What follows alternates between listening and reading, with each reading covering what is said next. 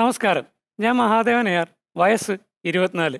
എൻ്റെ റെക്കോർഡിക്കൽ പ്രായം 24 ആണെങ്കിലും അമ്മയുടെ മനസ്സിൽ ഇത് 4ഉം നാട്ടുകാരുടെ മനസ്സിൽ ഇത് 44 ആണ്.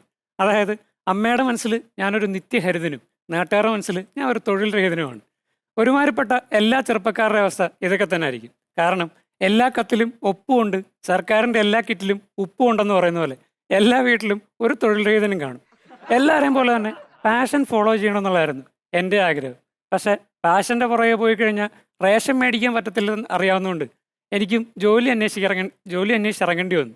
വീട്ടിലൊരവസ്ഥ എന്നൊക്കെ പറയുകയാണെങ്കിൽ അച്ഛൻ്റെ കാലിൻ്റെ മുട്ടും ഞങ്ങളുടെ ടി വിയും ഒക്കെ ഏകദേശം ഒരുപോലാണ്. രണ്ടും തണുപ്പ് വരുമ്പോൾ കംപ്ലൈൻ്റ് ആവും.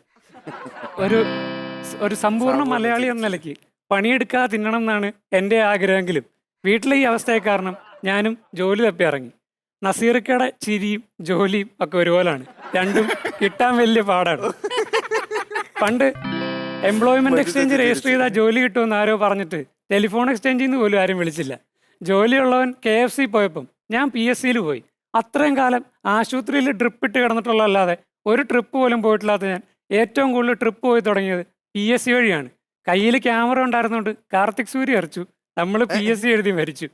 ഈ PSCയുടെ ഒരു വലിയ പ്രത്യേകത എന്ന് പറഞ്ഞു കഴിഞ്ഞാൽ ഗൂഗിൾ മാപ്പിൽ പോലും ഇല്ലാത്ത സ്ഥലത്തൊക്കെ ആയിരിക്കും PSC നമുക്ക് സെൻറ്റർ വരുന്നത്. ഈ PSCയും KSRTCയും തമ്മിൽ ടൈപ്പ് ആണോ എന്നൊരു എനിക്ക് സംശയമുണ്ട്. കാരണം KSRTC നഷ്ടത്തിലാകുമ്പോഴത്തേക്ക് PSC ഒരു എക്സാം വെക്കും, എന്നിട്ട് കാസർഗോഡുള്ളവന് തിരുവനന്തപുരത്തും തിരുവനന്തപുരത്തുള്ളവന് കാസർഗോഡും സെൻറ്റർ ഇടും. ഇത് എഴുതാൻ പോകുന്നവൻ്റെ അവസ്ഥയാണെങ്കിൽ വഴിയും പുഴ അറിയാതെ പല ബസ് മാറി കയറി ഓട്ടോ ഒക്കെ വിളിച്ച് ഒരുവിധം സെൻറ്റർ കണ്ടുപിടിച്ച് അവിടെ നിന്ന് ചെന്ന് ഇരിക്കുമ്പോഴായിരിക്കും ഒന്നാമത്തെ ചോദ്യം. രാമു 5 കിലോമീറ്റർ കിഴക്കോട്ട് പോയിട്ട് 8 കിലോമീറ്റർ വലത്തോട്ട് പോയി. അവിടെ നിന്നൊരു 4 കിലോമീറ്റർ പുറകോട്ട് നടന്നു കഴിഞ്ഞാൽ രാമു ഇപ്പം എവിടാന്നൊക്കെ. ഇതിൻ്റെ ഉത്തരം നമുക്കറിയത്തില്ലെങ്കിലും നമ്മൾ സെൻറ്റർ കണ്ടുപിടിക്കാൻ പെട്ട പാടൊന്നും രാമുവിന് പെടേണ്ടി വരത്തില്ലെന്ന് നമുക്കറിയാം. പിന്നെ PSCയുടെ ഒരു മാസ്റ്റർ പീസ് ചോദ്യമാണ്. ഒരാളെ ചൂണ്ടിക്കാണിച്ചിട്ട് പറഞ്ഞു, എൻ്റെ അമ്മയുടെ അമ്മാവൻ്റെ അളിയനാണ് പുള്ളിയുടെ അമ്മയുടെ അമ്മാവൻ്റെ അനിയൻ എന്നൊക്കെ. അങ്ങനെയാണെങ്കിൽ ഇവർ തമ്മിലുള്ള ബന്ധം എന്നാന്നൊക്കെ. ഇതിൻ്റെ ഉത്തരം കണ്ടുപിടിക്കാനായിട്ട് ഞാൻ ആലോചിച്ചിട്ട് എൻ്റെ അമ്മായിക്ക് മാത്രമേ പറ്റത്തുള്ളൂ. കാരണം ഏത് കല്യാണത്തിനോ ഫംഗ്ഷനോ പോയാലും ഏതെങ്കിലും ബന്ധിന് കണ്ടവരുമായിട്ടുള്ള ബന്ധം വരെ അമ്മായി ഓർത്തെടുക്കും.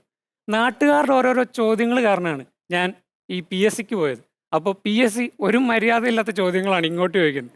അതുകൊണ്ട് ഞാൻ എന്തെങ്കിലും പ്രൈവറ്റ് ജോലി പിടിക്കാമെന്ന് വെച്ചു. ഈ പ്രൈവറ്റ് ജോലി കുറച്ച് നാൾ തപ്പി നടന്നപ്പോഴാണ് എനിക്ക് മനസ്സിലായത് ഈ പ്രൈവറ്റ് കമ്പനിയിലെ സെക്യൂരിറ്റി നമുക്ക് ഗേറ്റ് തുറന്നു പറഞ്ഞാൽ പോലും വേണം മിനിമം 2 വർഷം എക്സ്പീരിയൻസ്. എൻ്റെ ഒരു കണ്ടെത്തൽ വെച്ചിട്ട് ഈ പ്രൈവറ്റ് മേഖല മൊത്തം നോക്കുകയാണെങ്കിൽ പ്രൈവറ്റ് ബസ് ഒഴിച്ച് വേറെ എവിടെ കയറിനാലും 2 വർഷമെങ്കിലും എക്സ്പീരിയൻസ് വേണം. ഇതും നടക്കത്തില്ലെന്നായപ്പോൾ ഞാൻ എന്തെങ്കിലും ഓൺലൈൻ ജോബ് പിടിക്കാമെന്ന് വെച്ചു. ഈ ഓൺലൈൻ ജോബും ഇപ്പോഴത്തെ കാമുകിമാരും രണ്ടും ഒരുപോലാണ്. രണ്ടും ഓൺലൈൻ തട്ടിപ്പാണല്ലോ. കാമുകി നമ്മുടെ കയ്യിൽ നിന്ന് കാശ് മേടിച്ചിട്ട് എന്തെങ്കിലും പണി തന്ന് പറ്റിക്കും. ഓൺലൈൻ ജോബുകാരാണെങ്കിൽ കാശ് മേടിച്ചിട്ട് പണി തരാതെ പറ്റിക്കും. ഇപ്പോൾ ജോലി നടന്ന് ജോലി അന്വേഷിക്കലാണ് ഇപ്പോഴത്തെ എൻ്റെ ജോലി എന്ന് വേണമെങ്കിൽ പറയാം. ഈ വാക്സിൻ്റെ സ്ലോട്ടൊക്കെ എടുക്കുന്ന കാര്യം പറഞ്ഞ പോലെയാണ്. അതായത് ആദ്യമൊക്കെ നല്ലത് കിട്ടിയാലേ പോകത്തുള്ളെന്നായിരുന്നു, ഇപ്പോൾ എന്തെങ്കിലും മതിയെന്നാണ്. എൻ്റെ ജീവിതത്തിൽ ഞാൻ വിശ്വസിച്ചു പോയിട്ടുള്ള 2 തെറ്റെന്ന് പറയുന്നത് 1 പുസ്തകത്തിലിരിക്കുന്ന മയിൽപ്പീലി പ്രസവിക്കുന്നുള്ളതും 2 കലോത്സവത്തിൻ്റെ സർട്ടിഫിക്കറ്റ് വെച്ച് ജോലി കിട്ടും എന്നുള്ളതുമാണ്. ഞാൻ ജോലിക്ക് പോയിക്കൊണ്ടിരുന്നത് ഇൻ്റർവ്യൂവിന് പോയിക്കൊണ്ടിരുന്നത് ഈ എക്സ്പീരിയൻസ് സർട്ടിഫിക്കറ്റ് കൊണ്ടുപോകേണ്ടിടത്തൊക്കെ ഞാൻ കൊണ്ടുപോയിക്കൊണ്ടിരുന്നത് ഈ ലെമൺ ആൻഡ് സ്പൂണിൻ്റെയും സംഘഗാനത്തിൻ്റെയൊക്കെ സർട്ടിഫിക്കറ്റായിരുന്നു. ഈ കർമ്മ എന്ന് പറയുന്നൊരു സാധനം ഭയങ്കരമാണെന്നുള്ളതും ജോലി അന്വേഷിച്ചിറങ്ങിയപ്പോഴാണ് എനിക്ക് മനസ്സിലായത്. കാരണം പണ്ടെന്നെ പഠിക്കാൻ വിട്ട സമയത്ത് എനിക്കൊരു താല്പര്യവും ഇല്ലായിരുന്നു. ഇപ്പോൾ എൻ്റെ സർട്ടിഫിക്കറ്റ് കാണുമ്പോഴത്തേക്ക് ഇത് കാണുന്നവർക്കും ഒരു താല്പര്യവും. പലത് ചെയ്തു നോക്കി. അവസാനം HR-ന് അമ്മ ഉണ്ടാക്കി അച്ചാർ വരെ കൊടുത്തു നോക്കി. എന്നിട്ടും ജോലി കിട്ടിയില്ല. പിന്നെ ആകെയുള്ളൊരു സമാധാനം എന്ന് പറയുന്നത് കൂട്ടിന് ആളുണ്ടെന്നുള്ളതാണ്.